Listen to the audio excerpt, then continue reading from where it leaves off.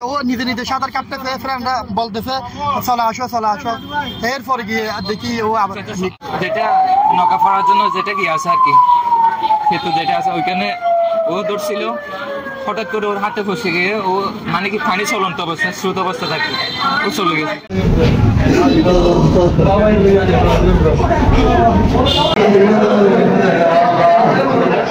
দুপুরে 12টার দিকে কামারের মধ্যে ফ্রেন্ড সার্কেল নিয়ে ওই বাড়ির পাশে একটা কামার আছে, ওই গরুর কামার, ওখানে ফ্রেন্ড সার্কেল নিয়ে আড্ডা দিচ্ছে। কামারের যে ওই লোক আছে কাজ করে ওর সাথে আড্ডা দিচ্ছে, ওর সাথে হিসাব নিকাশ করতেছে। পরে আজকে যেহেতু কারেন্ট ছিল না, ফ্রেন্ডদেরকেও বলতেছে আজকে সবাইকে নদীতে গোসল করবো।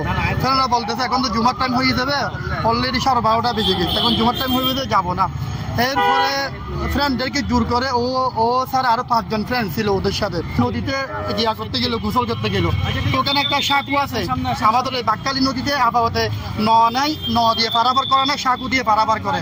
ওরা সাঁকুর উপরে উঠে লাফ দেয়, সাঁকুতে আবার গিয়া করে, মানে এরকম ভাবে খেলতেছে। খেলার পরে লাস্টে এবারে আপনার 1টার দিকে 1টার পরে ও সাঁতার জানতো না, ওর ফ্রেন্ডরা ওকে সাঁতার শিখাচ্ছে। ও ফ্রেন্ডের কাছ থেকে একটু দূরে চলে যাওয়ার পর ওই কিছুক্ষণ পরে 10 মিনিট পরে ও নিজে নিজে সাঁতার কাটতেছে, ফ্রেন্ডরা বলতেছে চলে আসো। এরপরে গিয়ে দেখি ও আবার মাইট স্টুডেন্ট ছিল এখানে কক্সবাজার পরে। ফাহিম আর জামিল আমার বাসার সামনে, ওরা বলতেছে আছে একটু নদীতে গোসল করে আসে, কারেন্ট যেত নেই। আমরা ওইদিকে নদীর দিকে চলে গেছি। আমরা 3 জন আগে একসাথে নামছি, জামিল ফাহিম আর আমি।